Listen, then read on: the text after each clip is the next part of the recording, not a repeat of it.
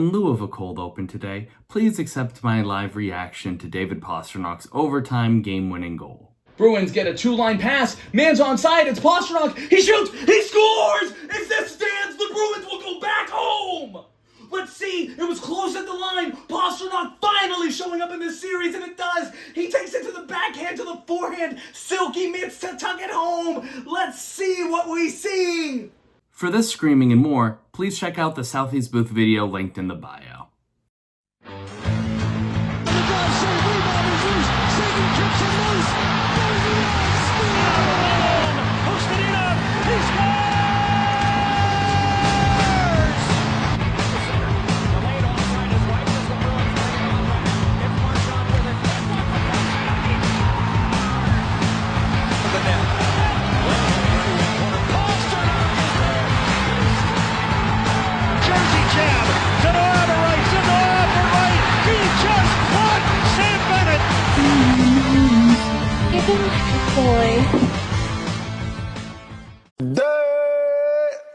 Sabres lose.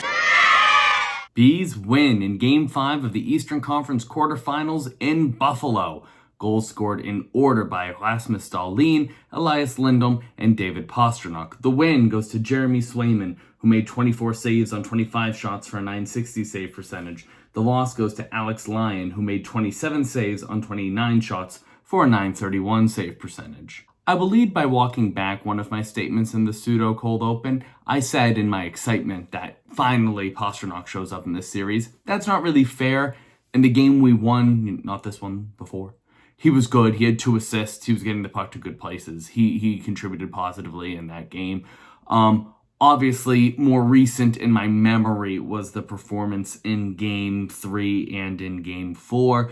I know he's still a point-per-game player in this series. 3 of those points come from Game 1. I invite you to look at the points, how they happened, when they happened, the situation I mean, and tell me how much those really matter to us as a hockey team. On the other hand, I did see one comment isolated, not really a common sentiment among Bruins fans, saying about the overtime game-winning goal from tonight, or really, yeah, it's even yesterday for me, it's certainly yesterday for you, too little too late. I know I've been hard on the team and I've been pessimistic about our chances of winning, which I gotta say now that I wasn't really feeling great about this game going into it. Now that we've won this game, the only way that we don't force 7 is if we end up losing all 3 of our home games in this series, which would be so unacceptable that I almost have to believe, just mathematically, that we'll find a way at least to go back to Buffalo. Anyway, somebody said too little too late. Too little too late is the Pastrnak goal from Game 1.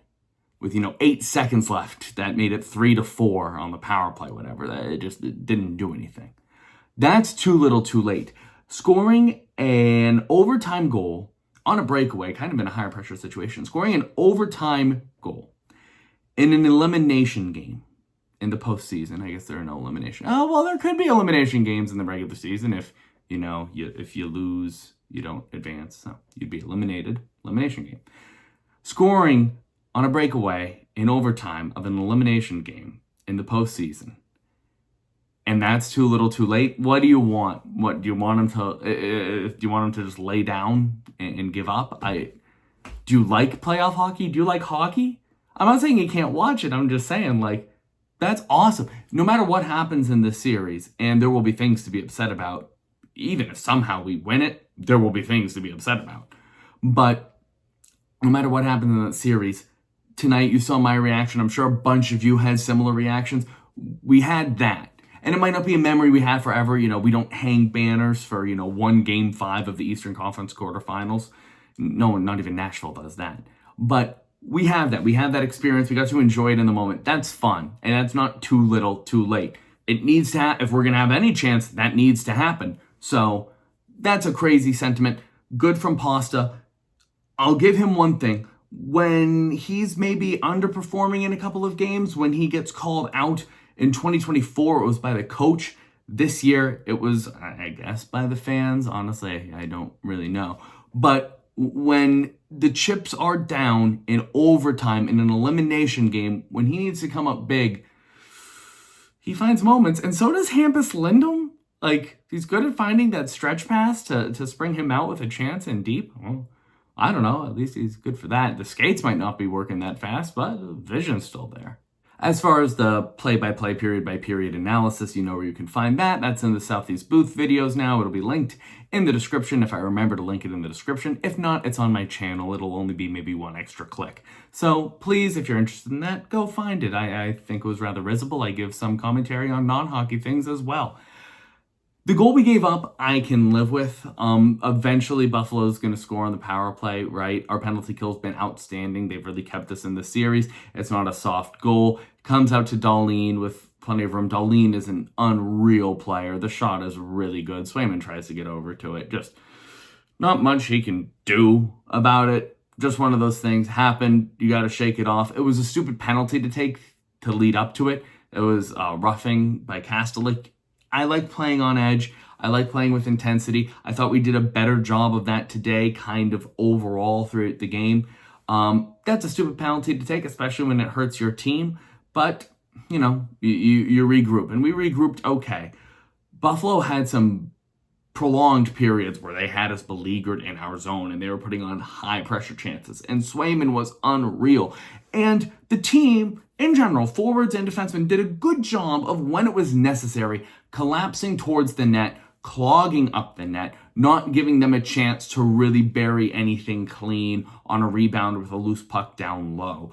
You'll hear some of that commentary in my Southeast Booth video, but at one point we had 3 Bruins in the crease other than the goalie. Minton was back, Lindholm was back. There was good coverage of pucks that were sitting in the low slot, although Buffalo did still get a couple chances on those. It's going to happen. As long as they don't go in, I can live with it. Our goal was not as good as Buffalo's from a pretty standpoint or a expected to go in standpoint.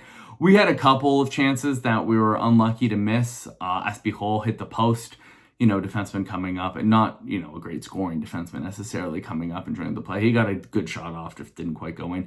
Geeky had a chance that he put across the face of the goal and wide that in the situation, of course, things ended up working out okay. So, I'm not going to focus that much on that negative, but in the situation, man, that needs to go in because it could burn you. It could burn us next game, could have burned us this one, but it didn't, so we can live with it. The goal that ends up going in, for all the chances that both teams had in the game, wasn't, that great. The Bruins had a little sustained zone pressure before it. Lindholm put on a shot. It comes back to him. Elias, not Hampus, as I'm sure you know.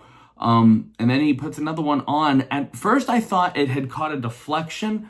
There was a Sabre, I don't remember who right now, who dove in the shooting lane. Lindholm was in the mid-low slot. Dove in the shooting lane. I thought it must have deflected off of the Sabre and tumbled over the pad of line because it just ended up in the goal almost unexpectedly. I kind of didn't see it, and then it was in. But then on the replay, it didn't look like it caught anything. It just hit the top. So a goalie pad is, vaguely shaped like this, as are a lot of three-dimensional objects. And the puck, now represented by my AirPods case, kind of hit it really up high. I'm not even getting this at a good angle. Right, that's better. Hit it kind of up high, and I think it just the pad just gave a little. I've never worn goalie pads. I would very much like to. I'd like to get some real hockey experience in my life. I can ice skate okay. I can rollerblade pretty well. But it ends up going in, and sometimes what you need the puck to do is go in. And to hell with how. Over the course of a season, you need the how to beat because we're making good decisions, taking good shots, have players who have mechanically good releases, etc. But in the playoffs, in an elimination game, I really can't just accept that it did go in, let us move on. And we did. Third period, particularly the end of the third period, we were in the trenches. Buffalo knows how to turn it on at the end of the third period, with about really any time under 10 minutes, but at around 5 minutes to go and then at around 2.5 minutes to go, they might have gotten their best near miss chance of the game at about 2.5 minutes where the puck was just sitting in the crease. We couldn't really get a clear stick on it, but so many people were back that Buffalo didn't have a clear path forward. And finally, I think it was Steves got his stick on it and fired it down. which is a perfect segue to talk about Steves was in, Yoki Haryu was in, Asamont was in. I probably would not screw with this lineup. A lot of fans, at least that I know of, I've been high on Yoki Haryu. I know a lot of other people have been. Yoki Haryu, I thought, played the best of the three. If the three are him, Harris, and Laurai, I would keep him in. I really don't know how Peak seems to remain above that conversation. He really just seems like a fourth guy that fits right in. And I don't know. I'm not sure if day in, day out, I would say Peak is better than Laurai. His style might be a little bit better for this, which really brings me to Steves. I said in the last video that if we made a lineup change, which I kind of anticipated that we would, that Steves should come in simply because the style of play with which we were having the most success, the fourth line, who scored each of our only goals in Game 3 and Game 4, was that grindier 200-foot, a little bit more aggressive forechecking. We've done a lot of sitting in the neutral zone in what seems to be like a 1-2-2 trap that I can see the appeal, especially Buffalo has a lot of speed, so if you overextend, they might be able to just tic-tac-toe you to death moving down the ice. But I've liked what I've seen from the players who forecheck a little bit more, the fourth line, Husnutdinov, Reichel when he was in and at least getting in deep. But not having Reichel in, having Steves in was a good choice. Asamoah also played pretty well. He got himself to good areas on the ice. I don't think I would screw with that. I don't really think there are big plans to. The difference would be if Arvidsson is ready to go on Friday, but we can discuss that a little bit later. But I think Steves for sure, since one of those players will have to stay in regardless, I think Steves for sure should be the guy. I think he earned that spot today. I think his style of play is just best for how we've been able to beat Buffalo. I saw a bit of Pasta's interview after the game. It finally wasn't him with a sad face standing in front of his locker talking about needing to do better. He addressed the fans of Boston, and I couldn't tell if he was chirping a little, in a pretty good-natured way. He said to the fans in Boston, be patient, we will shoot. And I'll say, just almost for the hell of it, kind of meeting him where he is, the etymology, I'm a language guy, that's what I study, so the etymology of the word patient it's from the Latin verb patior, and what patior means is to suffer. We get the word passion from it. That's why we refer to the passion of Jesus Christ.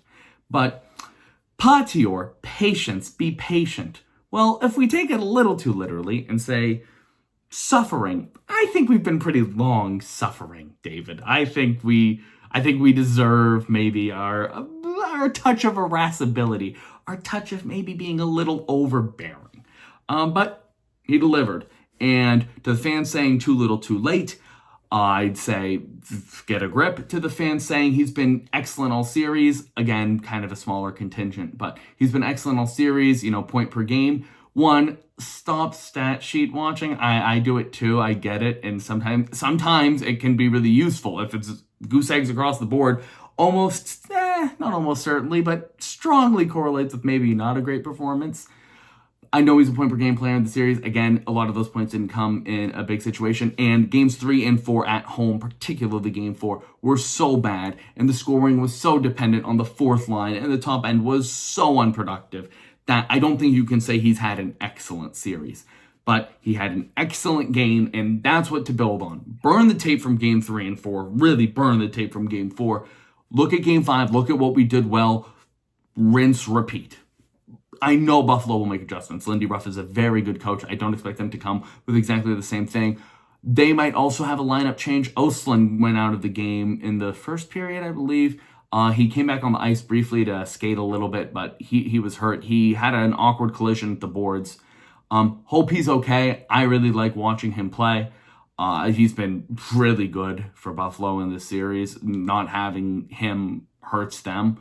So I don't know what the nature of his injury is. Obviously, I don't think we'll know for a bit, but hopefully he's okay. I mean, I'm sure it won't be that too long-term of an injury if they had him testing himself out on the ice again. But so we could see a little bit different of a lineup from Buffalo depending on that. We could also have Arvidsson back in. So there could be a few changes, but really, I would be loath to do too much. I know I was all after game 3 and 4,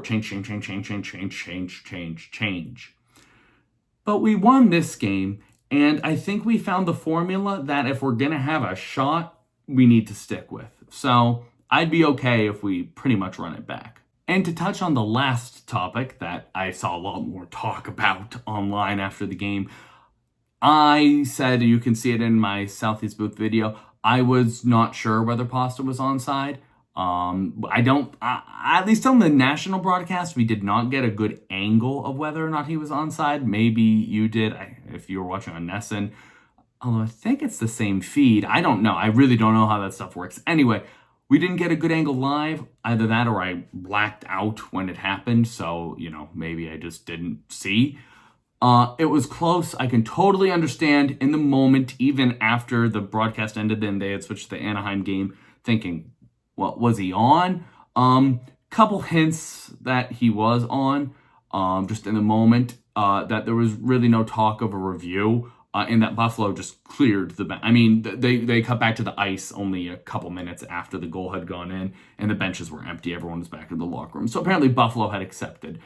Then I got on Twitter after the game. I looked at the pictures that people had gathered. I don't know whence, but reputable pictures, and it was the same one. He was on.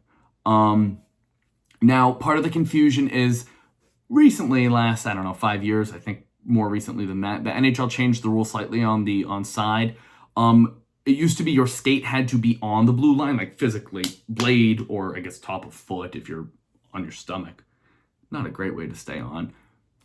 Skate had to be in contact with the ice to be on. Now, the blue line is a vertical plane that extends into infinity, so that if your foot is off the ice, but it is still over the blue line, you're still onside. And that was the case here. The puck crossed while Pasta's skate was still over the blue line. He was onside.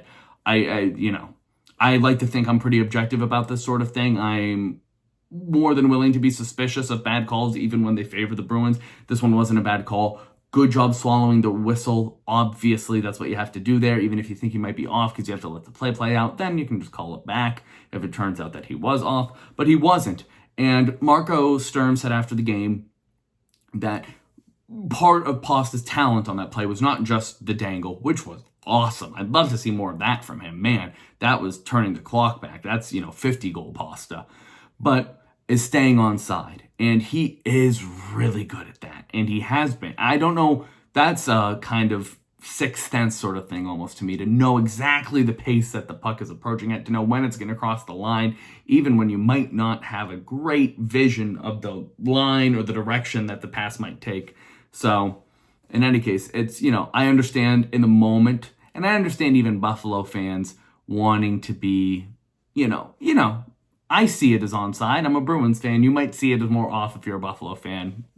That's whatever. I saw an Oilers fan on Twitter I didn't have to say anything because plenty of other people were, saying that they didn't understand how the ref didn't blow the whistle, because it looked offside prima facie.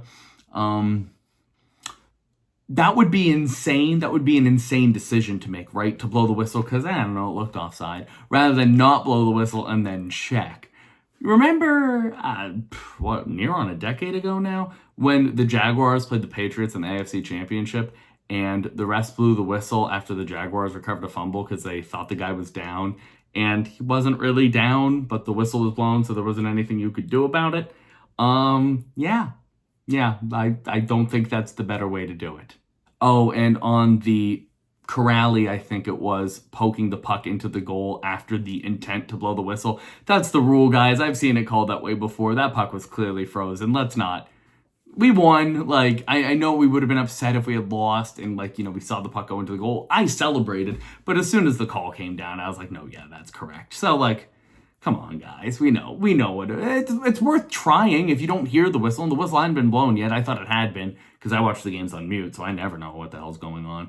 But as it was frozen. It was frozen. Of course, the ref intended to blow the whistle because the puck was frozen. So, we moved on. We won. Who really cares? Now for the Michael DiPietro lover question of the day.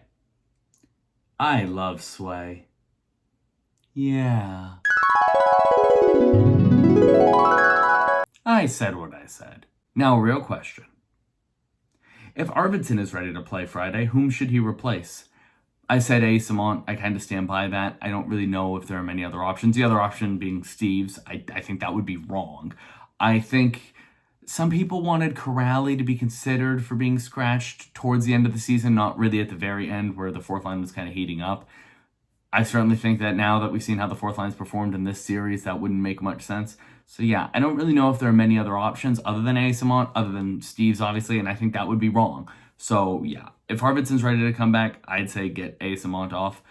If he's not, if he's going to be substantially less than 100%, I kind of see the reality where it's like, not if it ain't broke, don't fix it, because it could break and there's no time to fix it afterwards. But how much better than Asamont is Arvidsson that he could still be more useful on the ice at 80%, 70%? What's the line? So yeah, I think if he's ready, he goes in for Asamont. If not, he doesn't go in.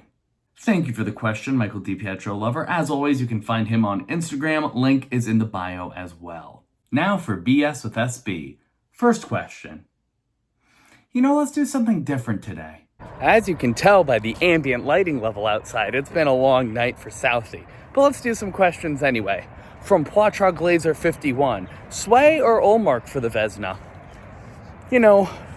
Both of them have had really good, well, one of them had, past tense, sorry, great performances in the postseason. I don't think that the Vezina this year is in their futures, but I think we should introduce a new award where whatever goalie wins is allowed to choose one member from the defensive core of their team to sacrifice to the river gods. We on board? Because I feel like both of them would be leading contenders there. From Brad Gads, was it that hard to put Yoki in? Teary puppy dog-eyed smiling emoji. Kind of feels that way, right? I don't understand. I feel like you always have proclivities for certain players. As a fan, probably as a coach, I don't know, I've never coached, You like some people more than you like other people, not just on a personal level, but you like their fit for whatever thing. Some guy gets a promotion even if his numbers aren't as good, whatever it is. It feels like a lot of fans were wanting this, and it feels like it wasn't happening, and that Marco was kind of reluctant to put Yoki Haru in, even though Yoki Haru had a pretty hot finish to the season. So I'm glad he got in and got a chance, and I think pretty clearly played the best of the four guys, if you include Peak, who really, that's a guy that's never getting out. So yeah, I think Yoki Haru should, regardless, the forward situation's a little bit more complicated with Arvidsson maybe being in, maybe being out. But with Yoki Haru, I don't really think there's any chance he should be out in the next game. So hopefully we'll stick with this same rotation. From Silioli, I felt like the Sabres were off today, so I'm glad we took advantage. I didn't hear no bell. Yeah, I know that it's too little too late, apparently, according to that one guy, but technically, mathematically speaking, it's not too late. So, yeah, Sabres, I don't know. They got a lot of good chances. They were thwarted by Swayman, who was unreal because he's unreal. He's an unreal goalie that we're lucky to have. And just, it wasn't working for them tonight. That happens. You have games like that. So, yeah, off night, maybe not in their up and down performance, maybe just in their ability to finish, maybe in their puck luck, whatever it is. But hey, if we need to be lucky to stay in the series, I'll take it. When you're down 3-1 or 3-2, or even when it's 3-3, if luck is what gets you through, I'll take luck every time. I'll worry about improving skill later. And finally, from Johnny I Hardly Knew Ya 45, Hampus Lindholm redemption. Hampus, I've kind of grouped him in with the other questionable defenders on this team, which I don't know if was exactly fair, because the way that Hampus is questionable is a little bit different. The other defenseman, Lohrei, is honestly not very good at defense. He's kind of halfway a forward. And then the other defensemen are just not quite at the talent level, either lack of development or just because of who they are. They're a role player. They're a depth defenseman. Hampus has some of the pieces of a decent NHL regular defenseman. He's so slow, and I think part of that is the injury and just his inability to keep his skates moving for whatever reason puts him in bad positions where he has to take penalties, or where he's getting blown by, or just where his defending isn't very good. But when you see today, when you see the stretch pass, you see sometimes his vision. He's still on the power play. I still don't like it, because I think Zadorov has actually proven that he's a pretty competent carrier of the puck. Even when he's in the lineup, Yoki Haru, I feel like, can contribute offensively. I'd probably prefer either one of those guys over Lindholm on the power play, but there's still elements to his game that are defensible. And today, I'm glad he was out there. He found the pass. So maybe he'll do it again. And in lieu of a proper conclusion, I'll leave you with this video of Nikita Zadorov addict celebrating. It certainly feels celebratory. Go Bees.